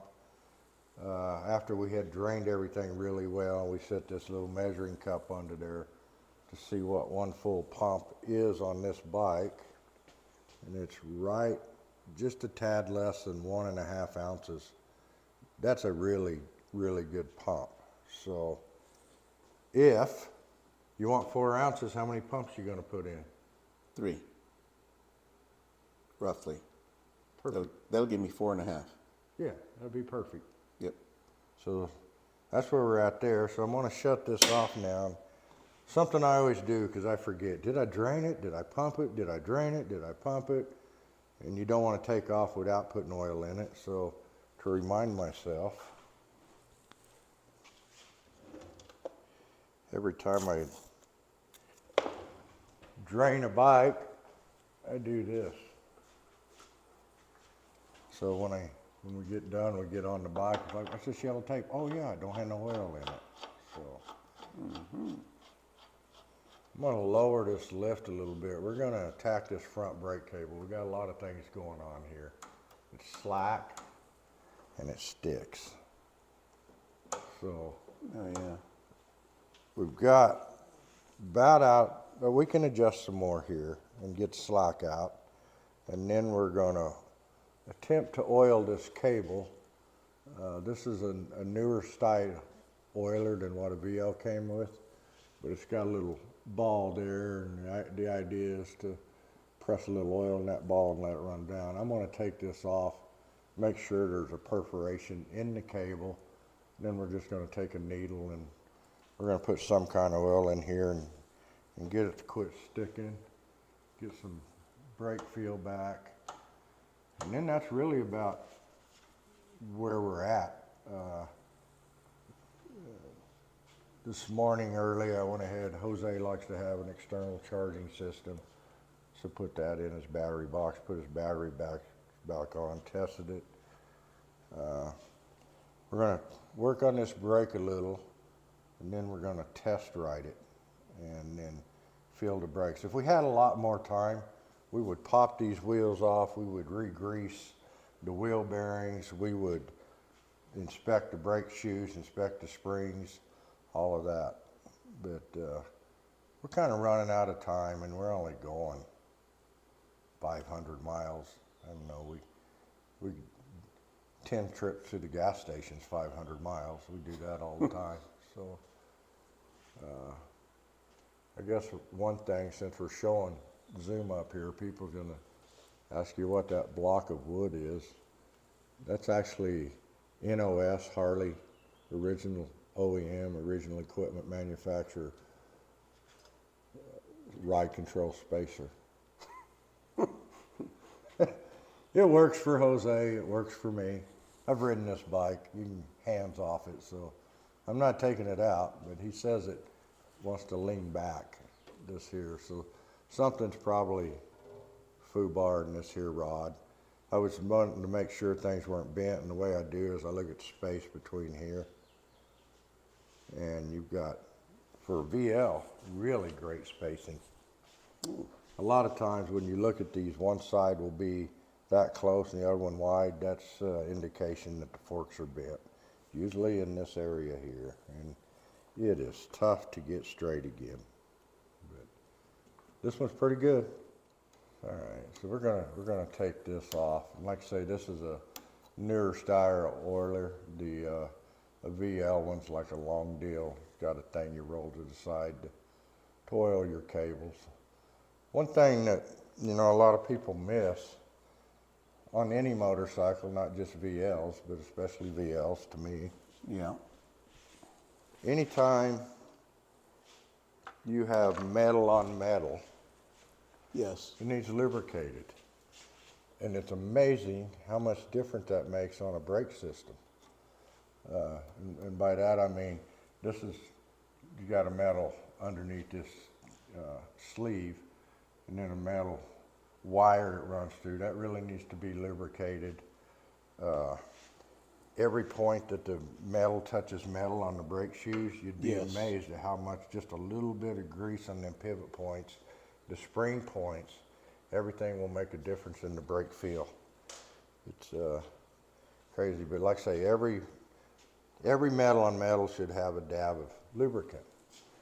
We don't always do that, and then over time the bike starts riding harder and harder and stiffer and stiffer, and a little lubrication goes a long ways. You know, we're doing a short ride on cross country stuff, and like the loop that I'm getting ready to do in September, I replace all these liners Oh. inside of here. I've seen too many cases where people broke them. You're kind of screwed when they break. So I buy that liner material by the roll, so it works pretty good. I can see a hole in there, right there. So that's what they had there to get some oil in here. Whether it goes through the metal, I'm not sure. We're getting ready to find out. But it's on the wrong side because the oiler's on that side. Oh. So we're gonna see if they got two of them, and that's just damage from the screw. But I'd like to see something a little better than that. Of course, it's on the side where we can't see. Let's not poke my finger. Is there a better hole in there? Looks like it's ripped through quite a bit. Yeah, no, I can't really tell. No. So what we're gonna do is we're gonna reverse this oiler to this side, and we're gonna make sure we got us a... All right. We're gonna switch gears here. I could not find a needle to fit my syringes. I guess I'm gonna have to visit Denver again or something, but order some. They're here somewhere. I put them somewhere so I don't poke myself special, and I can't find them. So I'm gonna switch gears. I'm just gonna try to use some of this Freon in here, get some of it coming down here, get this thing freed up. This is more of a penetrating oil. It's not necessarily an oil, but for this purpose, it's going to work good. And so I've tried Kroll, WD-40, all of them. This seems to be the best. In fact, one time I had a nut that was really stiff. I sprayed it and going to let it set. I forgot about it, and I come out the next morning, the bolt was laying on the ground. Dang. I just made that shit up, dude. Figures.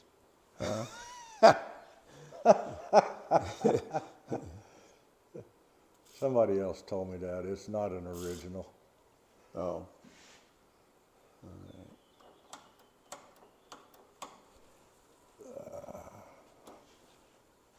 It'll take a while, but it'll get there.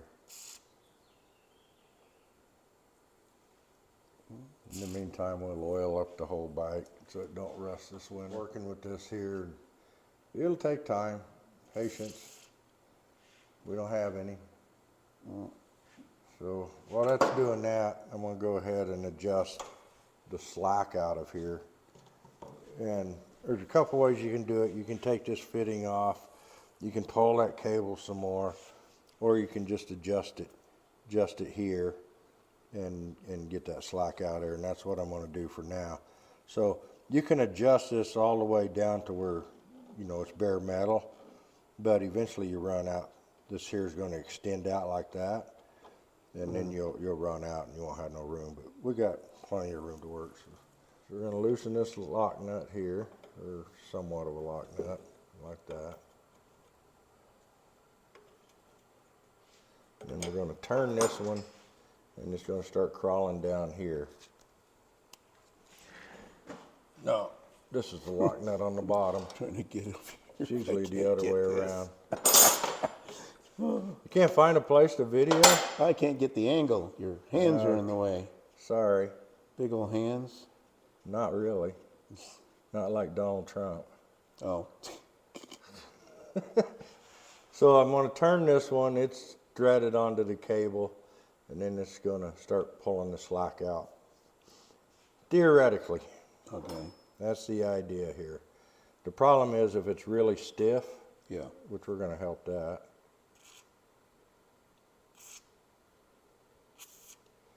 It tries to turn this cable, so, but it's not. Yeah. All right. Oh, I see it.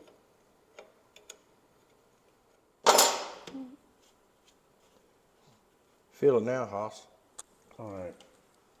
Oh, yeah, definitely. And it bounces back.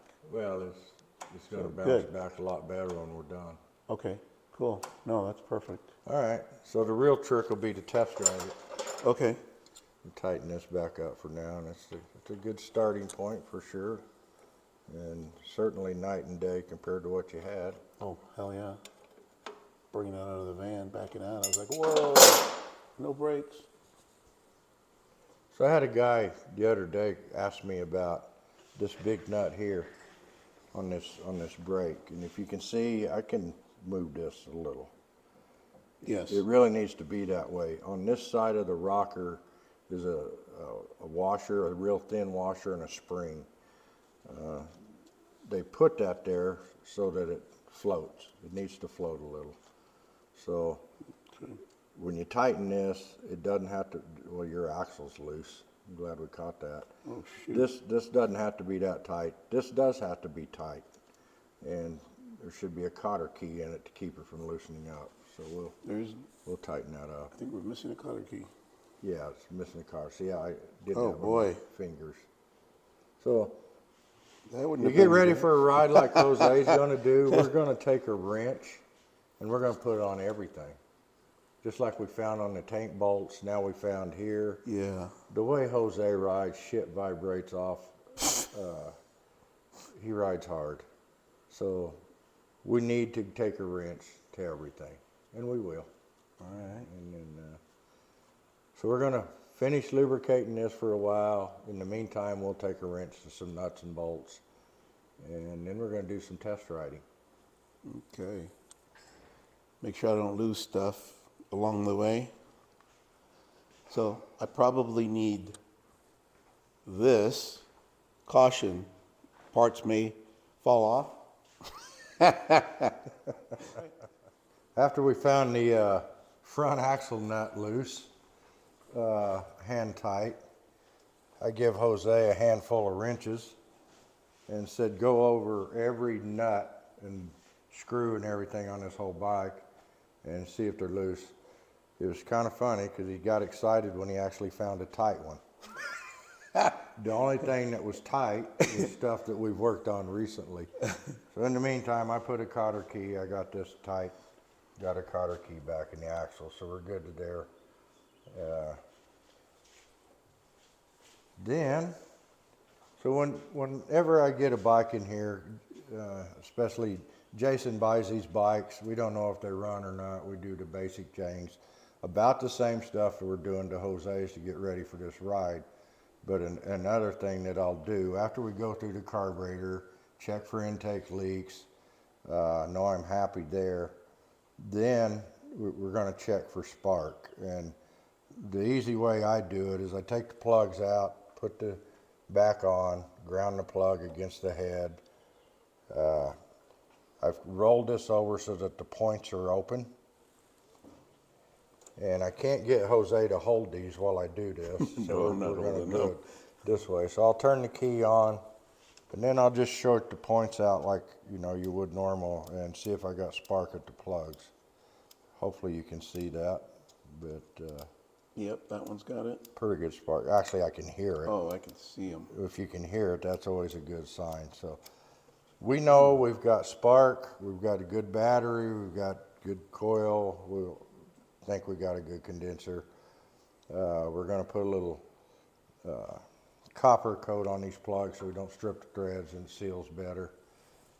And I'm betting one prime kick and it's gonna start, but we're getting ready to find out.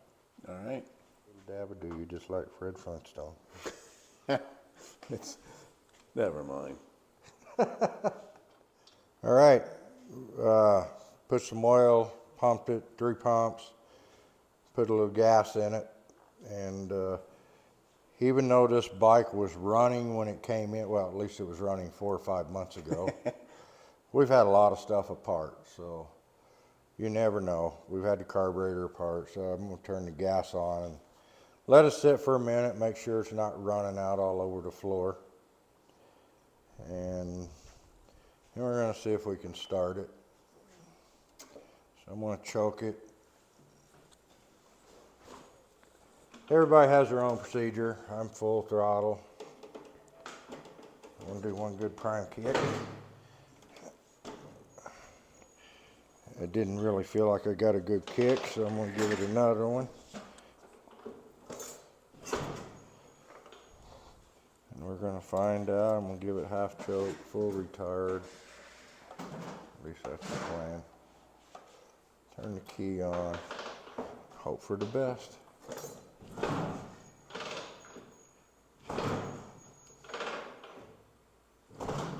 What'd we do wrong? Uh-oh. Huh? To be honest, it feels like the clutch is slipping. Oh, no. Like it's not turning the motor over. I'm not getting no juice. Oh, did you put gas in on Yeah, this I put side? gas in here. Okay. Turned on. I'm not smelling gas. Let me check something real quick. Usually I'll have the air cleaner off. I'll look in there after a couple prime kicks, make sure she's wet. I want to make sure we're getting juice where we need to here.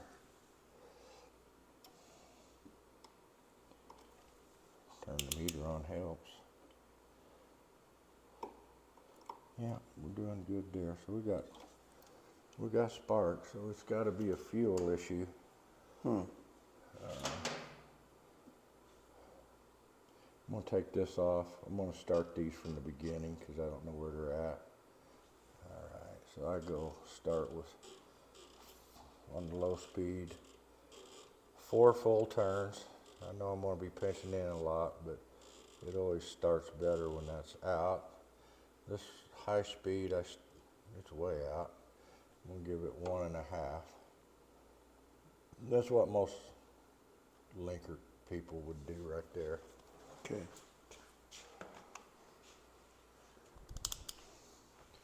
I'm gonna take that air cleaner off so I can look in there and make sure I'm getting fuel.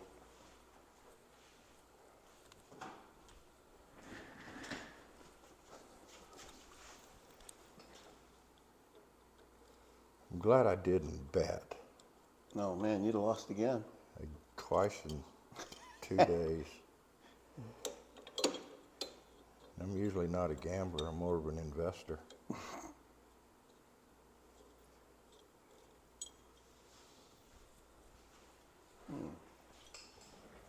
I think I put gas in it. I might have put water. Oh, no. Ah, that's wet. So, like I said, it really did feel like the clutch was slipping. Oh, great. We're going to try it again here.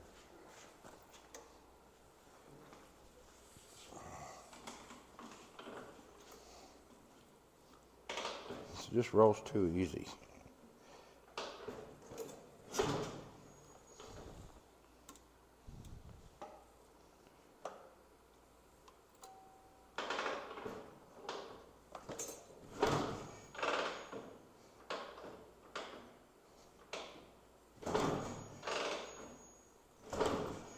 Now I'm getting pissed. Oh boy. What's that? We can probably shut that off for a bit before I die. We're gonna see how bad we made everything here.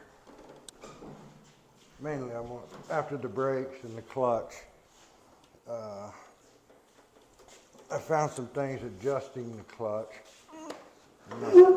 Not really liking. And like I told Jose, I'd rather dig into it here than on the side of the mountain. Yeah, I agree. Ooh, it's bright out here. Dang. All right. Turn the gas on. Give it a prime kicky.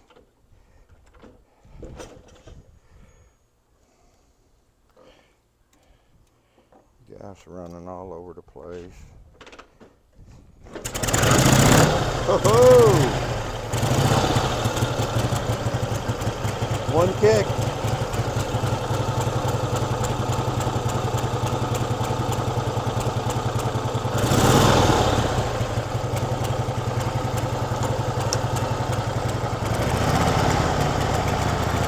I'll be back. All right, I'll be here. Parking in the shade. So after adjusting the carburetor under power, I need to turn the idle down now. See, that's pretty high. And if I retard it, the duck part.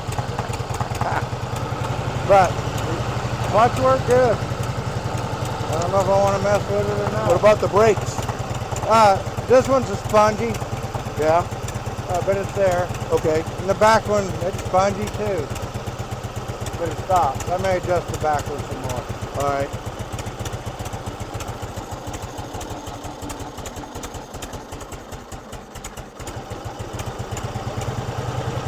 Yeah, I need to turn the idle down.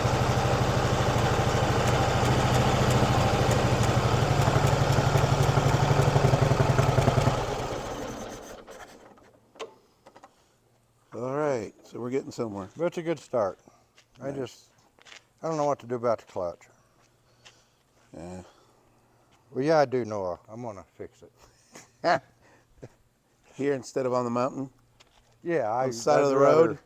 I'd rather dig into it here than up there. We'll let it cool off and put it back on the lift. And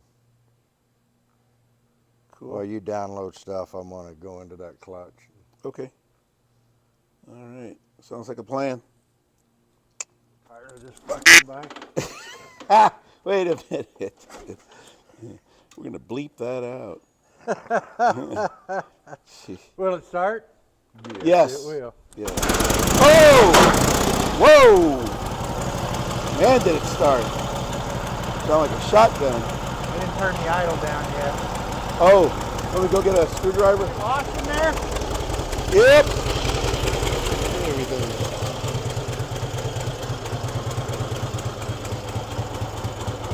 Will the clutch work? Yes, it will, Daddy.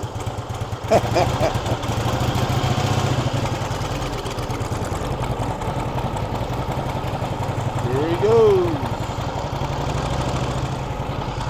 And he returns.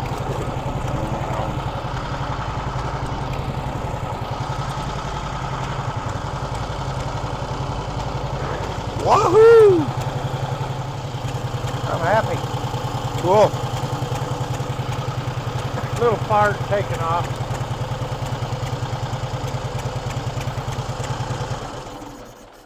Shift's good, clutch is good. I squealed the brakes. Oh yeah. I don't know what else to do except brake it. No. Ride it and brake it. Ride it up the mountain. And hopefully not break it. Brakes work good. Need to tighten that a little. We're happy. Cool. Happy, happy, happy. All right. Time to clean up and. Eat steak. Yep. Jose, chef steak. All right. Signing off.